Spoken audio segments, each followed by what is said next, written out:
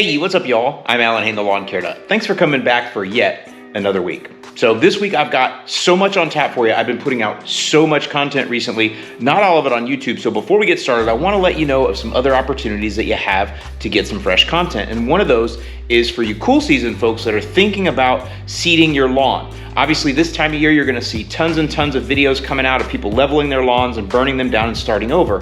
And I think that's awesome, but I wanna offer you an alternative strategy. And if you click the link below, I've got a free PDF that you can download that talks all about aeration and overseeding, or just overseeding without aeration. Lots of different tips, but also talks about grass seed, how to choose grass seed, how to read a grass seed label. It's a free guide that I've written for you, just for you to get a little bit more information before you make that decision. Just so you know, it's okay to go either way. Just because I don't necessarily believe in the lawn burn down doesn't mean that people that do it are bad. Just so you know, it's okay to have differing opinions or strategies or approaches to lawn care and still be friends. I just want to offer you an alternative look, and that's what that PDF is for. Additionally, some of you that decide that you don't need to seed because your cool season lawn is already sufficiently thick, then you can undertake a completely different strategy that has to do with pre-emergence, and I'll also give you a link to a blog post below where you can read about that. Lots of good content, all something you can digest on your own because it's all written for you. And then make sure you subscribe here and hit that notification bell, because I actually do have some seeding videos of my own coming up. One is the Millennial Farmer Project update. You guys remember that from last year? That was seeding on bare ground, 100% Kentucky bluegrass. And then I also have an aeration and overseed before and after video coming up right after that, as well as a whole bunch more. One other quick announcement and we'll get into it. Today is Sunday, but if you happen to be viewing this video Monday or thereafter, there is a fresh update to your app. For those of you that don't know, we have a free app that I've created. It's called Yard Master. You can get it in the app stores. And what that app does is it gives you a step-by-step lawn program throughout the year. No matter what your grass type is, cooler, warm season, gives you soil temps. There's a calendar in there, everything you need, but it's really a custom program. And for those of you that are thinking about seeding, you're gonna see an update come in the app that's gonna ask you that. And this will be cool season only. It'll say, hey, are you gonna seed, yes or no? And when you answer the question, it will fix your program or customize it, whether you're gonna seed or not for the rest of the season. We also have lawn segments in there now, and you will be able to, after this update, treat every lawn segment a little bit differently, which was a request that a lot of you had asked for. Now, as far as what's coming in this video, I've got a couple of things for my warm season friends. I'm gonna show you what I've been doing in my lawn, because I'm in a fertilizer ban, which means I can't use nitrogen and phosphorus throughout the summer here. And that's because here, the waters around us can be affected by red tide from fertilizer runoff due to the heavy rains that we get. In fact, we have tropical storms coming through as I'm making this video. So because of that, we have to do some different strategies to keep our lawns moving, and I'll show you the strategy that I've been using there, as well as I'm going to show you the Yard Mastery backpack sprayer that I've just released and give you the most honest review from an owner that you'll ever see on his own backpack sprayer. So for those of you that have been following along with my videos over the last couple months, you'll see that I've abused my St. Augustine here pretty badly, mostly from letting it get overgrown and then having to cut it overgrown when it's wet. And as I mentioned earlier, we are in a fertilizer ban, and it's not really a fertilizer ban, it's actually a nitrogen and phosphorus ban. And so I'm limited on what I can apply here to keep my lawn green. This year I've decided to go with what we're terming the stress pack. That's the 002 microgreen and the 0031 green fight. You could think of this like a liquid version of our 7020 stress blend granular. It just doesn't have the nitrogen in it. I've also decided to keep the use rates low so you get a lot out of each gallon. We're going with 5 ounces of the green fight and only 5 ounces of the microgreen for each gallon of water. And 1 gallon of spray mix covers 1,000 square feet. Using that mix in my 4-gallon backpack sprayer here, I can cover 4,000 square feet per fill. Now you could apply this mix every 2 weeks. I've been closer to every 3 weeks. And here's how my lawn looks now after 2 applications.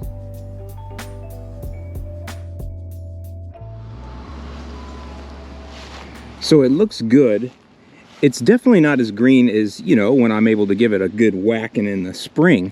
But for what I'm able to do here with literally just 5 ounces per 1,000 of the microgreen, which has a little whiff of iron in it. Usually we go, during blackout, we go like 16 ounces per 1,000 with that. But this is just 5 of the green fight and 5 of the microgreen. And you can see the color is looking pretty good. So I could always up the microgreen if I wanted to, if I wanted to get a little bit more iron in there and therefore still stay within compliance of my fertilizer bans or fertilizer blackouts. But you know, that's not too bad, and that's an every couple week application. So the 2 applications I did were just about 2 weeks apart. Interestingly enough, I don't see too much disease in here, so I don't know if that's the potassium helping with that or what, but it's a nice side benefit for sure. Now, one thing that is happening though with all the rain is my palmetto finally is getting invaded heavily now with wild Bermuda grass. I think I told you guys a few years ago when I resodded, you only get a couple 2-tree years out of it and the wild Bermuda comes back. This time of year right now though, with all the rain, it's really bad. It's especially concentrated right here. This is an area that got damaged by grubs last year and I had to reseed, and that allowed an in for the Bermuda grass. You can see it's really bad here. So that just shows you got to keep a thick turf stand. That's the only way to combat it. And this area here that was allowed to thin out and then resod, let it come right in. So I got to decide what I'm going to do with that come fall. Here's the Floritam color here looking stellar. Same thing here, 5 ounces of green fight, 5 ounces of the micro green, and real happy with that. So for those of you that have been around for a while, you know that I've been working with John Perry and the Greene County Fertilizer folks since 2018. When we first started, we just released a couple of their products that they wanted to make available to DIY, but now we have the full line available of all their products, including the specialties. With that though, the demand from you guys has really grown and it's been awesome to see. And because of that, they've had to actually upgrade a lot of their production from what they're doing. It's just awesome to see, you know, small businesses growing like that. And they actually put in a full brand new bottling line this year. And again, that's all to support you guys to make sure that you get products on time, quickly, you know, all of these things. And I went there last week and was able to kind of tour the plant and look at some of the upgrades they did. And I thought it'd be pretty cool to share just a couple 2-tree clips with you guys.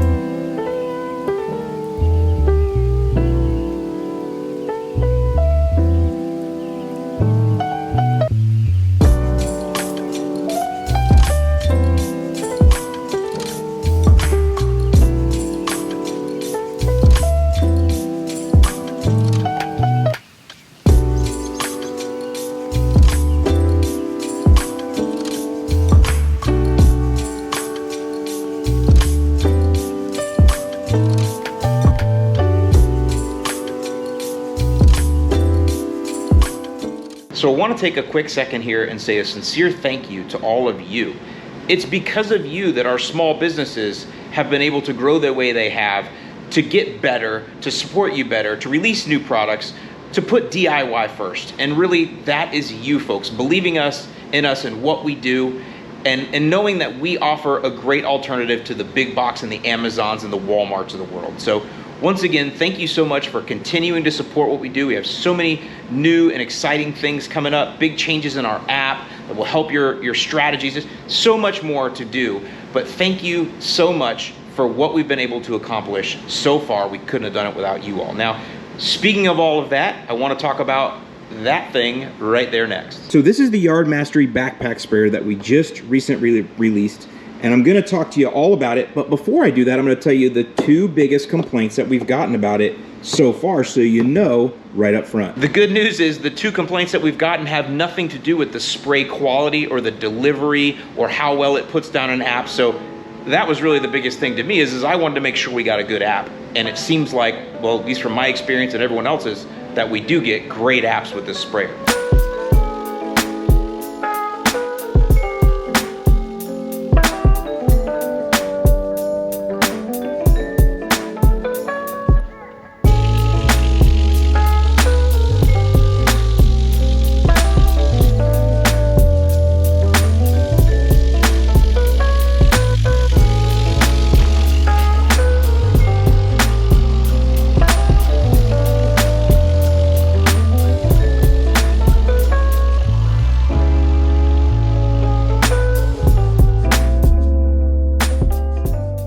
But the biggest complaint that we get is from the straps. Now, before I talk about the straps, because I don't really think they're that bad, but I do understand the complaint that some people have, let me explain to you how all these sprayers come to be in the first place. So the dirty little secret, or maybe it's not a dirty little secret, but the dirty little secret is that all of these come from China. And in fact, they all come from pretty much the same plant in China.